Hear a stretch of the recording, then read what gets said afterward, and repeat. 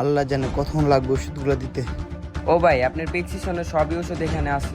এই ওষুধ সব মিলিয়ে নিতে গেলে আপনার 25,000 টাকা লাগবে। আমার কথা বুঝতে পারছেন ভাই? একটাও কিন্তু কম হবে না। আর এগুলো আপনার জরুরি নিয়ে খেতে হবে, না খেলে অনেক বড় ক্ষতি হবে। এখন এগুলো দিব নাকি দিব না? কি কন ভাই, দেখি তো 25,000 টাকা লাগবে ভাই? এত টাকার ওষুধ নিতে হইব? হ্যাঁ ভাই, 25,000 টাকা লাগবে। ওষুধ কি নিবেন না? এটা যে নিয়ে নিলেন। হ্যাঁ ভাই নেবো তো, দেখতেছি একটু আর কি। ভাই আপনি কি অসহায়? টাকা নেই? টাকা না থাকলে আমাকে বলতে পারেন। কেন ভাই হঠাৎ করে এই কথা কেন জিজ্ঞাসা করলেন? ভাই আপনার কাছে যদি টাকা না থাকে আমাকে বলতে পারেন। আমাদের স্যার অনেক দয়ালু, উনি অসহায় মানুষের পাশে দাঁড়াতে ভালোবাসে। আমার স্যার যদি জানতে পারে আপনার কাছে টাকা নাই, তাহলে আপনাকে 25,000 টাকার ওষুধ অর্ধেক দামে দিয়ে দিবে। ও ভাই এই কথা? না ভাই, আল্লাহর রহমত আমার সবই আছে, লাগবে না। আর আপনার সাহায্য জন্য আমি দোয়া করি, উনি যেন অসহায় মানুষদের পাশে সবসময় থাকতে পারে। তাহলে ভাই আপনি ওষুধ নিবেন না? হ্যাঁ ভাই, ওষুধ তো নিতে হবে। আর এই ওষুধগুলো না নিলে তো আমি বেশি দিন বাঁচবো না। কিন্তু একটা জিনিস ভাবতেছি ভাই। কি ভাবতেছেন ভাই? ভাবতেছি ভাই, আজকে একটা সপ্তাহ আমি মেডিকেলে পড়েছিলাম। ওই মেডিকেলে আমার আধুনিক আধুনিক মেশিন দিয়ে চিকিৎসা হয়েছে ভাই। পুরো সব মিলে কত টাকা খরচ গেছে জানেন? আমার 7 লাখ টাকা খরচ গেছে ভাই। আমার শ্বাসকষ্ট মেশিন মুখে লাগাইছে জানেন, আবার পাইপ লাগাইছে আমার মুখ দিয়ে, আমি খাইতে পারি না দীক্ষা।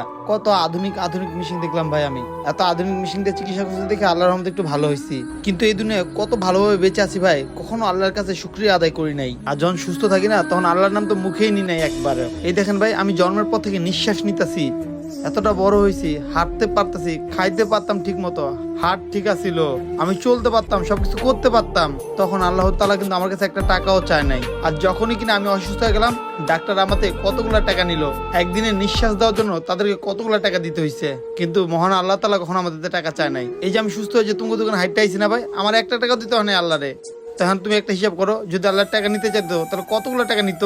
এই 7 দিন আমি মেডিকেলে থেকে বুঝছি ভাই আল্লাহ তাআলা কতটা দয়ালু। ওনার দয়ার জন্যই আমরা বেঁচে আছি। উনি চাইলে কত কিছু করতে পারে, আর আমরা কিনা ওনার দয়া শুকরিয়াই করি না, আমরা আল্লাহর কাজই করি না ঠিক মতো। আমরা কিছু মানুষ আছি, অসুস্থ হলে আল্লাহকে বলি যে আল্লাহ তোমার কাজ করবো, সুস্থ করে দাও।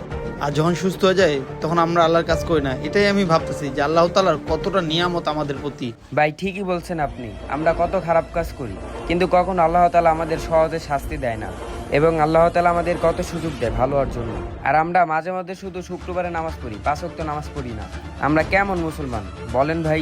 হ্যাঁ ভাই, এবার আমি নিয়ত করছি ভাই, যতদিন বাইচা থাকবো না আল্লাহর কাজই করবো আমি। আচ্ছা ভাই, সময় নষ্ট করেন, ওষুধগুলো দেন। রনি এদিকে আসো। কি বলো? ভাইকে ওষুধগুলা দাও। আল্লাহ, এত টাকার ওষুধ? হ্যাঁ অনেক টাকার ওষুধ, 25,000 টাকার ওষুধ। ভাইকে তাড়াতাড়ি ওষুধগুলো নামিয়ে দাও। আচ্ছা দিতাছি, সবই তো ভালো কোম্পানির ওষুধ, একটু সময় লাগবে। ভাই একটু বসেন, একটু সময় লাগবে ওষুধগুলো নামাইতে। আচ্ছা ভাই, সময় লাগুক ভাই, আপনি দেন, আমি একটু বসি, সমস্যা নাই। আল্লাহ তাআলা যেহেতু আমাকে একটা সুযোগ দিচ্ছে ভালো হওয়ার, তো এখানে একটু সময় দিলে সমস্যা কি, আমি একটু বসি ভাই।